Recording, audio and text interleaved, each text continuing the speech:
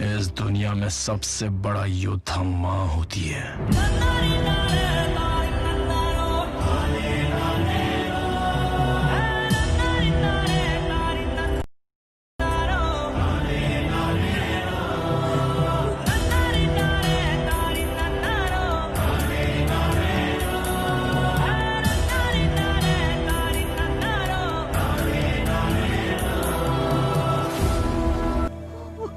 స్వార్థంతో పరుగులు తీసే ప్రపంచం ఎవ్వరి కోసం ఆగదు.